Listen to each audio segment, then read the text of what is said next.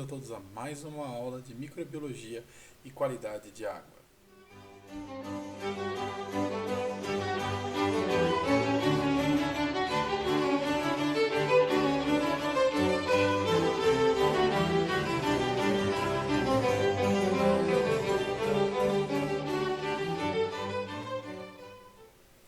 Nessa aula nós vamos falar sobre biomoléculas, que são as moléculas que constituem a célula.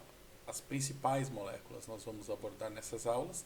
Essa aula de biomoléculas nós vamos dividir ela em 4 aulas, porque é uma aula bem extensa, principalmente porque vai remeter a muita coisa que já foi falado em química, na parte de química geral, vai remeter a muito assunto que já foi falado alguma coisa nos laboratórios de química também.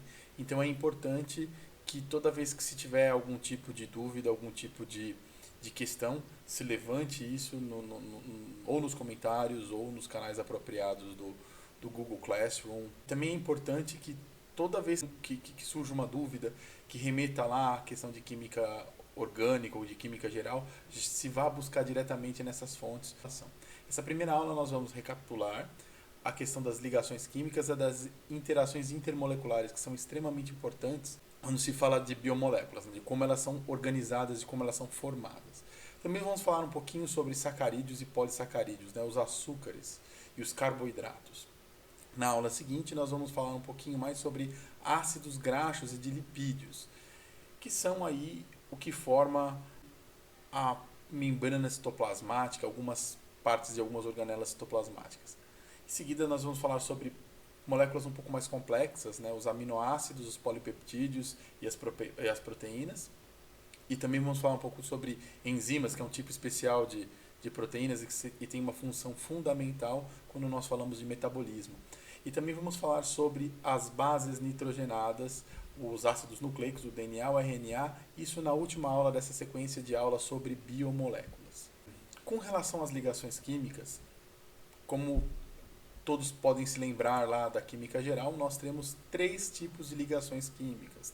As ligações covalentes, que são, na verdade, compartilhamento de elétrons. As ligações iônicas, que o átomo assume uma posição, o átomo assume uma configuração mais estável e você tem uma atração eletromagnética entre esses dois átomos por uma questão de carga elétrica. E as ligações metálicas. Importante ressaltar aqui que as ligações químicas elas ocorrem entre essas idealidades. Então, o que nós temos é uma ligação com mais caráter covalente, mas ela pode apresentar, sim, um pouco de caráter iônico, um pouco de caráter metálico. Isso é importante estar dentro da mente da gente toda vez que a gente fala em ligação química. A maior parte das ligações químicas que ocorrem nas biomoléculas são ligações de caráter prevalente covalente. Quando se fala de bioquímica ou de biomoléculas ou de qualquer coisa relacionada a organismos vivos, as coisas elas sempre acontecem de uma maneira muito mais complexa do que a gente viu lá em química geral. A molécula mais fundamental para a vida, seja qual for o tipo de vida, é a água. A água é uma molécula simples, ela tem um átomo de oxigênio, 2 átomos de hidrogênio. E o que é importante salientar da água? A água ela tem um caráter polar muito forte. Então, ela tem um envelope de Van der Waals, ela tem um raio de Van der Waals, aqui vocês podem ver na imagem, tanto o raio de Van der Waals como a distância da ligação covalente, todas essas propriedades da água dão a ela uma característica físico-química muito importante para a manutenção da vida. Por exemplo, a água, se não fosse pelas pontes de hidrogênio que ela faz com as outras moléculas de água, a água ela não poderia estar em estado líquido. Ela teria peso molecular para estar em estado gasoso. Isso é importante porque a água que nós utilizamos como ser vivos nas nossas células é uma água líquida. E também para essa água interagir de certa maneira com outras biomoléculas. Então é muito importante essa característica da água e que se conheça essa configuração da água. E esse potencial da água para interagir com ela mesma, com outras moléculas de água ou com outras biomoléculas. Como nós falamos da ligação de hidrogênio, a ligação de hidrogênio ela acontece sempre entre um átomo de hidrogênio ligado covalentemente a um átomo eletronegativo, no caso da água é o oxigênio. Esse átomo eletronegativo atrai os elétrons para a direção dele, vocês podem ver aí no esquema o que acontece. fazendo com que surja um dipolo muito pronunciado. E esse hidrogênio, que está muito positivamente, esse próton, que está com o elétron lá longe, próximo do outro átomo eletronegativo, no caso da água ou oxigênio, faz com que exista uma ligação muito forte deste hidrogênio eletropositivo com o próximo átomo que tem uma característica eletronegativa. Isso forma, antigamente se chamava ponte de hidrogênio, hoje em dia já se chama ligações de hidrogênio, dado o caráter forte dessa ligação. Ela não chega a ser uma ligação covalente, mas sim, ela das interações intermoleculares, ela talvez seja a mais forte que tem. Isso faz com que a água se reúna aí, como vocês podem ver na figura, em trímeros, tetrâmeros e pentâmeros, ou seja, a água ela se agrega e se orienta de acordo com as pontes de hidrogênio que ela forma com as próprias moléculas dela. Outras interações importantes nós falarmos aqui são as interações de Van der Waals. As interações de Van der Waals elas têm um caráter mais fraco do que as ligações de hidrogênio, mas elas são sim muito fortes a ponto de segurar uma lagartixa num vidro. O que se percebe quando uma lagartixa ou qualquer outro tipo de inseto ele consegue subir na parede é que o que faz ela ter essa aderência nessa superfície plana e lisa é justamente as interações de Van der Waals dos átomos, das moléculas que tem na pele da lagartixa ou de qualquer outro tipo de animal que faça isso, com as moléculas que estão no vidro ou em qualquer outra superfície lisa que ele possa subir. Vamos falar das interações de Van der Waals. A primeira interação de Van der Waals, como vocês podem ver, são as forças de Keeson. As forças de Keeson, na verdade, são os dipolos das moléculas. Você tem duas moléculas polares e pela polaridade dela você vai ter uma região negativamente carregada e uma região positivamente carregada. Quando se aproxima essa molécula dentro daquele raio de Van der Waals, próximo de uma outra molécula que também é polar, o que vai acontecer com essa molécula polar? Ela vai se orientar de maneira com que os polos opostos fiquem próximos. Então elas se orientam de acordo com a polaridade da molécula. Essa é uma questão importante, porque é uma interação que acontece entre duas moléculas polares. Dentre as interações de Van der Waals, as forças de Keeson são as forças mais fortes. Depois nós falamos das forças de Debye. As forças de Debye são chamadas de dipolo induzido. Por que dipolo induzido? Imagine uma molécula que ela tem polaridade, ou seja, ela tem um polo positivo e um polo negativo em carga elétrica, e se aproxima uma molécula apolar. Essa molécula apolar ela tem movimentos de elétrons dentro dos átomos dela, por causa de uma série de razões. Esses elétrons são sempre em movimentação, e a presença de uma molécula polar vai induzir um polo na molécula que é apolar. Uma hora esses elétrons vão estar orientados mais para o lado onde a outra molécula ela apresenta um polo positivo muito forte, e isso vai fazer com que os elétrons eles tenham uma tendência a ficar nessa direção. Então é uma presença de uma molécula polar que induz um dipolo numa outra molécula apolar. E por último, uma interação de Van der Waals mais fraca, que são as forças de London, que no final das contas é uma grande dispersão. Da mesma maneira que você tem duas moléculas apolares e elas têm esse movimento dos elétrons em torno dos átomos, quando você tem duas moléculas próximas, o que acontece elas de alguma maneira coordenam esses movimentos dos elétrons de maneira que ora uma parte da molécula fique positiva e ora negativa. Então é uma versão muito fraca do dipolo induzido, mas ele não é induzido por conta que você não tem nenhuma molécula polar induzindo esse dipolo nessas forças de atração de London.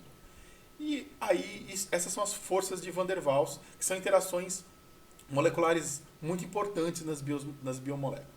Uma outra interação molecular que é extremamente importante nas biomoléculas são as interações hidrofóbicas. O que são interações hidrofóbicas? Interações hidrofóbicas elas ocorrem quando você tem uma molécula muito grande com corpo apolar e uma parte dela é polar.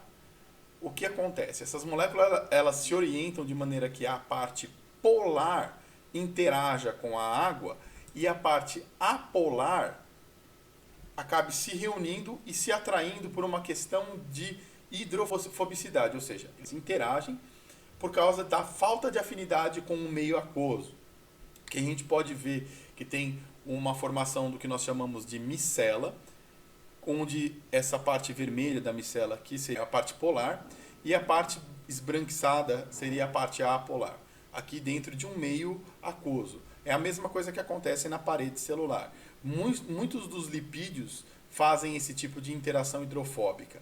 Esse tipo de interação hidrofóbica também é bastante encontrado dentro das proteínas. A proteína tem uma parte apolar, que fica dentro, chamamos de micela, e a parte polar, que fica exposta ao meio aquoso. A parte polar, ela interage com a água de maneira a se solubilizar, e a parte apolar, ela fica interagindo com a própria parte apolar.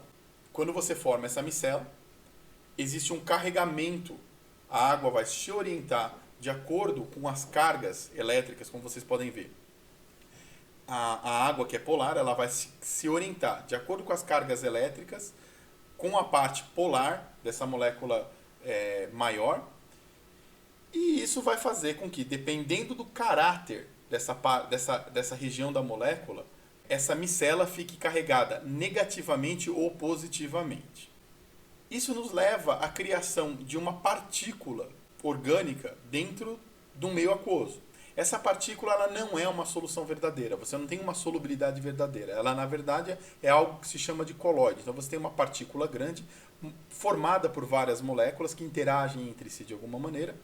E essa molécula ela vai formar o que nós chamamos de micela, ou, no caso das células, de parede.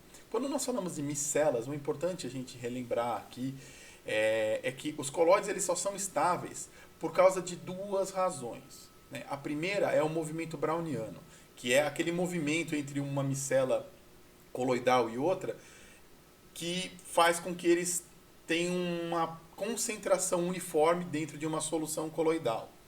A principal razão desse movimento browniano, que é esse movimento aleatório dessas partículas, é o fato dessas partículas estarem carregadas com algum tipo de carga elétrica, por causa da camada de água, com a água se orientando com relação à parte polar de uma molécula grande, que tem uma parte apolar também. O que acontece é que essas moléculas de água elas se agrupam em volta do colóide de uma maneira que a carga do colóide fique exposta. Então, se você tem uma carga positiva, os oxigênios vão ficar orientados na direção da superfície do colóide. Isso vai fazer com que apareça camadas eletricamente carregadas. Essas camadas eletricamente carregadas, elas têm um potencial elétrico, né? Tem o potencial de superfície, o potencial de externo. O potencial mais importante é o potencial zeta. Quanto maior o potencial zeta, maior é a estabilidade do colóide. Porque que significa que se há algum choque devido ao movimento browniano de uma partícula coloidal com a outra, essa camada vai estar com a mesma carga e vai haver uma repulsa dessas partículas coloidais. Se o potencial zeta é muito baixo, pode acontecer um choque efetivo e acontecer o que nós chamamos de coagulação. E você vai começar a ter a precipitação desses colóides. Então, isso é importante também salientar relembrar da parte de química geral. Essa é a parte que a gente relembrou da química geral, é a parte que é bem importante ter nas próximas aulas sempre em mente como acontecem as moléculas. Também é importante relembrar que as moléculas não são feitas de pauzinhos, né? que elas são rígidas. Existe um movimento de rotação entre um átomo e outro. Isso é muito importante também tá presente na nossa cabeça quando a gente for falar de biomoléculas. Agora a gente vai falar sobre sacarídeos. São os carboidratos e açúcares. Os carboidratos, os açúcares, na verdade, eles são polímeros. Esses polímeros são repetições de várias partes com características similares ou as mesmas características, dependendo do polímero. A parte mais simples de um polímero de sacarídeos, ou seja, de um polissacarídeo, é o monossacarídeo. E essa pequena parte, esse pequeno sacarídeo, esse monossacarídeo, essa menor parte de um sacarídeo, menor parte de um açúcar, eles são, na verdade, aldeídos ou cetonas de álcoois polihidroxílicos. O que é isso? Você tem um aldeído, uma cetona, dentro de uma molécula orgânica que tem várias hidroxilas, formando um álcool. A carbonila, que é onde fica ou a função de aldeído ou a função de cetona, ela apresentando um aldeído na carbonila, esse açúcar é chamado de aldose. E apresentando uma cetona nessa carbonila, ele é chamado de cetose. Outra característica comum dos açúcares é que eles têm cadeias maiores que 3 carbonos, sendo mais comuns até 6 carbonos, né? Também a nomenclatura desses açúcares, de acordo com o número de carbonos, podem ser de trioses, tetroses, pentoses, hexoses, heptoses, octoses. Existem até mais do que 8 carbonos, mas eles são muito raros. Mas biologicamente o mais comum é que você tenha até 6 carbonos. Eles formam, como eu já disse, polímeros, né, que são os óligos e polissacarídeos. Os oligosacarídeos eles são polímeros de poucos açúcares e os polissacarídeos são os polímeros de muitos açúcares. Eles podem fazer com o mesmo tipo de açúcar ou com tipos de açúcares diferentes. O que une um açúcar ao outro é o que nós chamamos de ligação glicosídica. E todo polímero ele pode ser hidrolisado, ou seja, ele quebra com a água na forma de monossacarídeo. Essa complexidade dos monossacarídeos faz com que cada monossacarídeo apresente uma variedade muito grande de isômeros. Aqui a gente pode ver as aldoses, né? A aldose mais simples é o gliceraldeído, mas todos os tipos de açúcar que você pode imaginar. Por que acontece essa variedade de isômeros? Porque existem muitos carbonos que são assimétricos. E existem muitas posições que são possíveis para esses isômeros. A simetria de carbono é um tema importante também. Uma outra coisa que é importante salientar é que todos os açúcares que eu apresentar aqui, aqueles que estão destacados com o quadrinho, eles são os açúcares mais importantes que têm maiores funções biológicas, né? Aqui o D-gliceraldeído, a D-ribose, a D-glicose, a D-manose e a D-galactose. Os outros também podem ser encontrados, mas assim, não tão frequentemente em organismos vivos. E também temos as cetoses, né? Então você tem aqui uma dihidroxiacetona, também temos a D-ribulose, a D-xilulose e a D-frutose. Também são isômeros aí de cetoses. Quais são as propriedades desses sacarídeos, né? Tem um monte de isômero e às vezes dentro do mesmo tipo de molécula, ou seja, você tem a mesma fórmula química para a molécula, isômeros diferentes, propriedades completamente diferentes. Mas de maneira geral, a estereoquímica desse tipo de composto leva a que se tenha vários isômeros, essa diversidade de isômeros dos sacarídeos. Eles podem formar a forma D ou a forma L. Forma D ou a forma L vai ser a imagem especular de um ou de outro açúcar. Ou você pode ter uma D-manose ou você pode ter uma L-manose. São isômeros que apresentam a mesma imagem especular. É como se estivesse mostrando um espelho. E essa variedade de isômeros ela se dá pela presença de carbonos assimétricos, os chamados carbonos quirais. Outra coisa que é importante falar sobre os açúcares, eles podem sofrer reações de ciclização.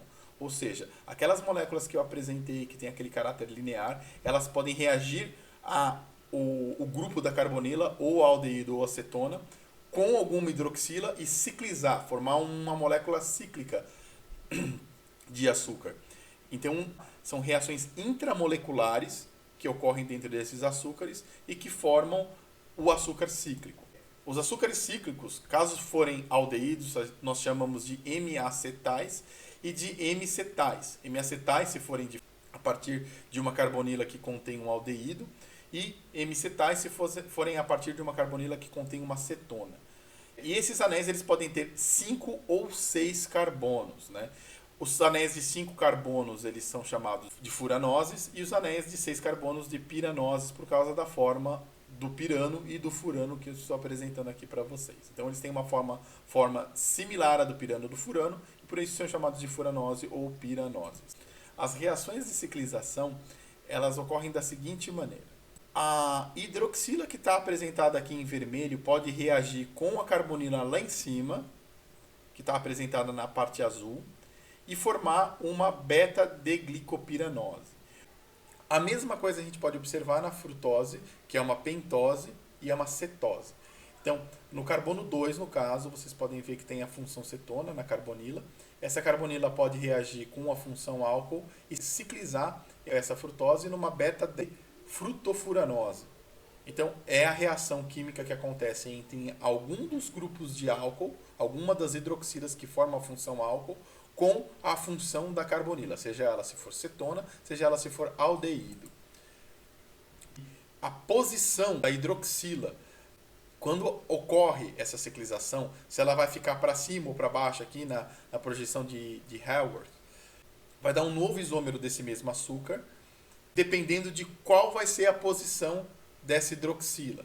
Então, se a hidroxila ela ficar na posição para baixo, no caso aqui que a gente está mostrando na glicopiranose, na projeção de Haworth, ela vai se chamar alfa-D-glicopiranose. Ela vem de uma D-glicose que se cicliza numa formato de pirano, ou seja, de seis átomos, e essa hidroxila vai ficar na posição que nós estamos apresentando aí. Pode estar em equilíbrio com a forma linear e que pode estar em equilíbrio com a posição beta dessa hidroxila aí do carbono, da carbonila. Então aqui a gente tem a formação da beta-D-glicopiranose, como vocês podem ver. As ligações glicosídicas elas vão acontecer entre um sacarídeo e outro sacarídeo. Basicamente, ela acontece no carbono anomérico. O carbono anomérico era o carbono do grupo carbonila ou aldeído ou cetona que sofreu a ciclização. Quando ele sofre essa ciclização, ele fica assimétrico. Ele fica com 4 substituintes diferentes. Então, quando ele sofre essa ciclização, o que vai acontecer? Ele pode se unir com uma outra molécula, no caso aqui a gente está mostrando a sacarose, né, que é o açúcar que a gente tem em casa, que é a junção de uma glicose com uma frutose. O oxigênio ele faz essa ligação entre o carbono de uma e de outra molécula, e aí você forma esse tipo de oligosacarídeo, né? Na verdade é um disacarídeo. A lactose também é um disacarídeo que acontece formando uma ligação glicosídica entre uma galactose e uma glicose. Existem vários açúcares sacarídeos, disacarídeos, trissacarídeos que são unidos por meio dessa ligação. E também os polissacarídeos. Aqui nós mostramos a celulose, que são moléculas enormes, com vários polímeros de glicose. E também mostramos aqui a amilopectina, que são vários tipos de açúcares aí, e são moléculas que apresentam ramificação, ou seja, existe uma outra ligação que faz uma outra ligação de alguns dos sacarídeos que faz uma ligação com outras cadeias de polissacarídeos. Então, forma uma estrutura que nós chamamos de uma estrutura mais cristalizada, uma estrutura mais complexa com várias ramificações. Vale a pena lembrar que essa aula é só uma aula introdutória, então a gente passou muito rapidamente sobre o que é um polissacarídeo, o que são os sacarídeos, então existe muito mais a ser aprofundado, mas o que nós apresentamos ele vai cobrir o suficiente para a gente conseguir falar um pouco mais sobre as células, sobre as partes da célula. Então, toda vez que aparecer alguma questão relacionada a algum polissacarídeo ou algum sacarídeo, basta voltar nessa aula e vocês vão encontrar aí uma explicação um pouco mais abrangente sobre isso. E esse estudo pode e precisa ser aprofundado.